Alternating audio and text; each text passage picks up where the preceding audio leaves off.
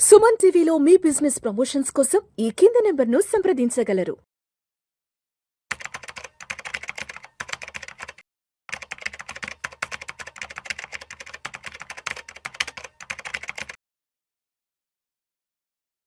అనిల్ గారు నమస్తే సార్. నమస్తే విష్ణు గారు. Welcome to Vishnu talks. Thank you అండి. సో అనిల్ గారు, ఇప్పుడే ఒక న్యూస్ ఒకటి చదివాను సార్. మరణించిన వ్యక్తుల బ్యాంకు ఖాతాల సత్వర సెటిల్మెంట్, బ్యాంకులకు కొత్త మార్గదర్శకాలు జారీ చేసిన ఆర్బీఐ. మరణించిన ఖాతాదారుల బ్యాంకు ఖాతాలు, లాకర్లు, వాటిలోని వస్తువులను వారి నామినీలకు అప్పగించే సెటిల్మెంట్ ప్రక్రియను భారతీయ రిజర్వ్ బ్యాంక్ సులభతరం చేసింది. దీనికి సంబంధించి కొత్త మార్గదర్శకాలు జారీ చేసింది. వచ్చే సంవత్సరం మార్చి 31 లోపల వీలైనంత త్వరగా ఈ మార్గదర్శకాలు అమలు చేయాలని కోరింది. సో ఏంటి సార్ ఇది, మరణించిన వారి బ్యాంకు ఖాతాలకు సంబంధించిన సెటిల్మెంట్? యాక్చువల్లీ ఏం జరుగుతుందంటే, ఇప్పుడు ఫస్ట్ ఇది ఎందుకు ఈ ఆర్బీఐ కొత్తగా మార్గదర్శకాలు ఎందుకు వదలాల్సి వచ్చిందంటే, విడుదల చేయాల్సి వచ్చిన అవసరం వచ్చింది ఏంటంటే, ఒక్కొక్క బ్యాంకు ఒక్కో రకంగా ప్రాసెస్ చేస్తూ ఉంది. ఎప్పుడైతే ఒక వ్యక్తి చనిపోతే వాళ్ళ అకౌంట్లో ఉన్న డబ్బుల్ని ఎలా నామినీస్కి ఆర్ సర్వైవర్కి ఎలా ఇవ్వడం అనేది ప్రాసెస్ని ఒక స్టాండర్డైజ్ ప్రాసెస్ లేదు. కొన్ని బ్యాంక్స్ ఇమ్మీడియట్గా చేస్తున్నాయి, కొన్ని బ్యాంక్స్ ప్రయారిటీ లేకుండా అంత ఎక్కువగా ఇష్యూ లేకుండా అంటే పట్టించుకోకుండా డీలే కూడా చేస్తూ ఉన్నాయి అన్నమాట. ఎటువంటి గైడ్ లైన్స్ లేకపోవడం వల్ల ఒక్కొక్కరు ఒక్కో రకంగా ప్రాసెస్ చేస్తూ ఉన్నారు. అలా కాకుండా ఇంకొక మేజర్ ఇష్యూస్ ఏమవుతున్నాయంటే, యాక్చువల్ లీగల్గా ఏంటంటే, మీరు ఎటువంటి యాసెట్ అయినా సరే ఒక నామినీ పేరు ఆల్రెడీ ఆ ఖాతాలో, అది డిమాట్ అయి ఉండొచ్చు, మ్యూచువల్ ఫండ్ అయి ఉండొచ్చు, ఇక్కడ బ్యాంక్ ఖాతా, కానీ నామినీ ఉన్నారంటే అఫీషియల్గా nominee is equal into trustee. ఆ నామినీ బాధ్యత ఏంటంటే, చనిపోయిన వ్యక్తి యొక్క ఈ యాసెట్స్ ఓనర్షిప్ తీసుకొని ఎవరికైతే సక్సెషన్ ప్రకారం అంటే ఎవరికైతే లీగల్గా హైయర్స్ ఉన్నారో వాళ్ళకి వాళ్ళ రేషియోలో ఇవ్వడం అనే బాధ్యత నామినీది. నామినీ పెట్టినంత మాత్రాన ఈ డబ్బులంతా నామినీకి పోతాయని కాదు, but nominee is a trustee. అంటే ట్రస్టీ అంటే బాధ్యత అకార్డింగ్ టు ఆ పర్సన్ యొక్క, చనిపోయిన వ్యక్తి యొక్క ఎవరైతే పిల్లలే అనుకోండి, ఫ్యామిలీ అనుకోండి, ఎవరెవరికి ఎంత వాటా రావాలో ఆ వాటా ప్రకారం ఇచ్చే బాధ్యత నామినీ. అందులో నామినీ కూడా ఒక పర్సన్ అయి ఉండొచ్చు, ఏది ఇమ్మీడియట్ గెయిన్. సో ఇది అనేది మామూలుగా చెప్తుంది లీగల్గా. బట్ బ్యాంకులు ఏంటంటే ఏదో రకంగా ఇబ్బంది పెట్టేసేసి డెత్ సర్టిఫికేట్ ఇచ్చి మిగిలిన డాక్యుమెంటేషన్ నామినీ ఇచ్చినా సరే మాకు ఏమంటారు లీగల్ హైర్ సర్టిఫికేట్ కావాలి కోర్టు నుంచి అనే దాంతో డీలే చేస్తూ ఉన్నారు. మీరు లీగల్ హైర్ సర్టిఫికేట్ మీరు పరిస్థితి చూస్తే మినిమం 6 నెలల నుంచి 1 year పడుతుంది కోర్టులోంచి తెచ్చుకోవడానికి. దానికి కూడా తక్కువ 50,000 నుంచి 1,00,000 రూపాయలు పడుతున్నాయి ఒక లాయర్ది ఫీజుల కోసమే. అండ్ ఇది ఎన్నిసార్లు తిరిగి ఈ లోపల ఒక వ్యక్తి ఆల్రెడీ చనిపోయినప్పుడు వాళ్ళ డబ్బులకు ఫ్యామిలీ ఆల్రెడీ ఇబ్బందుల్లో ఉంటుంది.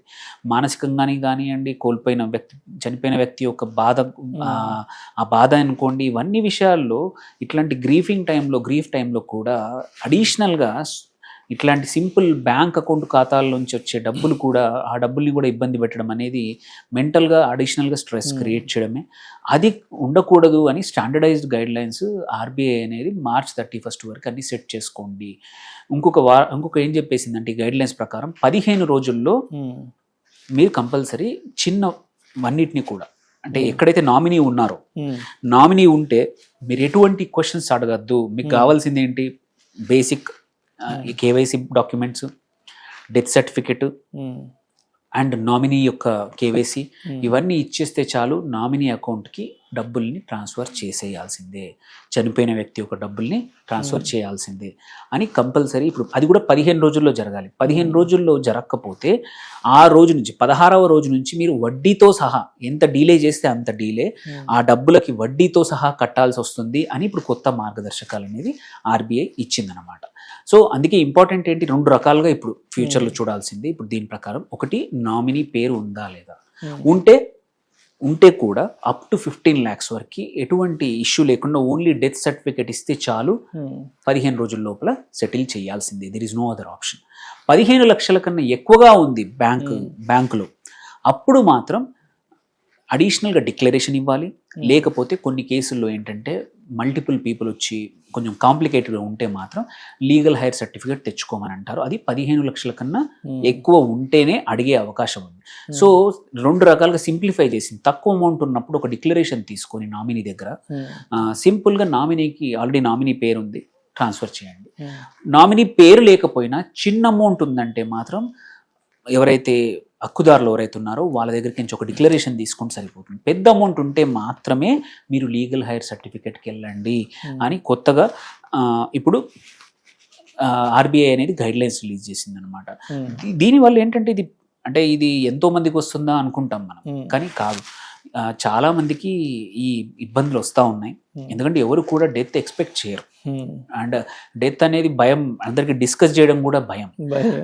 అలాంటప్పుడు ఆ టైంలో జరిగినప్పుడు ఏంటంటే అన్ఎక్స్పెక్టెడ్గా జరిగిన చాలా సంవత్సరాల నుంచి ఇబ్బందులు పడి జరిగినా కానీ అది అన్కంఫర్టబుల్ సిచ్యువేషన్ డిస్కషన్ అనేది ఎవరు చేయరు.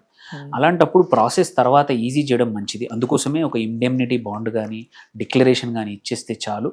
ఏమన్నా రేపు ఎవరైనా వచ్చి క్వశ్చన్ చేసినా ఈ బాండ్ కవర్ చేస్తుంది, ఈ డిక్లరేషన్ కవర్ చేస్తుంది అని ఆర్బీఐ చెప్పింది. అంతకు మించి మాత్రమే ఏదైతే 15 లక్షల కన్నా ఎక్కువగా అమౌంట్ ఉంటే మాత్రమే సక్సెషన్ సర్టిఫికేట్ కానీ లీగల్ హైర్ సర్టిఫికేట్ కానీ కోర్టు ద్వారా తెచ్చుకొని సబ్మిట్ చేస్తే అక్కడ కూడా 15 రోజులే. అక్కడ కూడా ఇష్టం వచ్చిన రోజులు తీసుకుంటా అంటే కుదరదు. అన్నీ సబ్మిట్ చేశాక 15 రోజుల్లో కంపల్సరీ బ్యాంకులు ఇవ్వాల్సిందే, లేదంటే పరిహారం చెల్లించాలి. దీనివల్ల ఏంటంటే కుటుంబాలకు కూడా ప్రాముఖ్యత, అంటే వాళ్ళకి ఇబ్బందులు జరగవు. తక్షణంగా తక్కువ మూల్యంలో ఉన్న డబ్బులు అనేది ఇమ్మీడియట్గా రావడం వల్ల ఏమైనా అవసరాలు ఉన్నా సరే తీరిపోతాయి.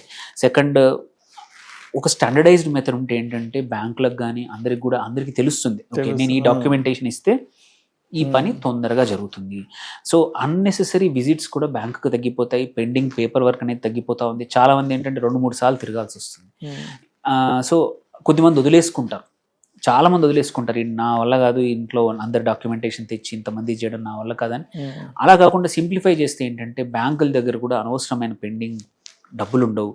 ఎందుకంటే అది చాలా వేల కోట్ల డబ్బులు ఇట్లా మరణించిన వారి ఖాతాల్లో కానీ అన్క్లెయిమ్డ్ అమౌంట్ బ్యాంకుల్లో మిగిలిపోతూ ఉన్నాయి. ఆర్బీఐ ప్రతిది ఏదో ఒక పద్ధతి చేసి పంపిస్తూ ఉంది. సో అది కూడా ఇది ఒక సరళతనం చేయడమే. సో మరణించిన వారి కుటుంబాలకు ఇబ్బందులు జరగకుండా ఈ కొత్త గైడ్ లైన్స్ ఏవైతే ఆర్బీఐ బ్యాంకులకు ఇచ్చిందో ఇవి అన్ని రకాల బ్యాంకులకు వర్తిస్తాయి, ప్రైవేటు పబ్లిక్ అన్ని రకాల బ్యాంకులకు వర్తిస్తాయి.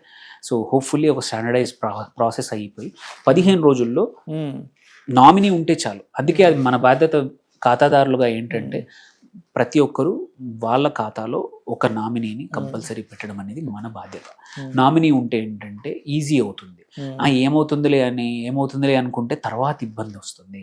సో యాజ్ మన బాధ్యతగా ఎవరైనా సరే సంపాదించే వాళ్ళు, బ్యాంక్ అకౌంట్ ఉన్న వాళ్ళు మీ నామినీగా ఎవరో ఒకరి పేరుని, దగ్గర వాళ్ళ పేర్లని, వైఫ్, హస్బెండ్, బాబు, పాప, కూతురు ఎవరిదో పెట్టండి.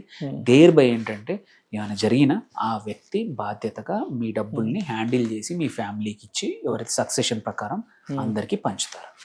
రైట్. అయితే మొత్తానికి బ్యాంకింగ్ వ్యవస్థలో పెద్ద పెద్ద మార్పులు చేర్పులు చూడబోతున్నాం.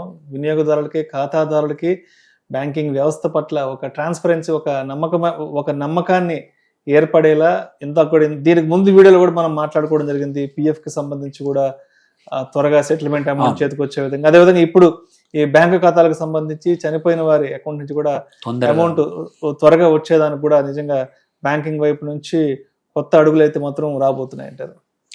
Right sir. Thank you so much. Thank you.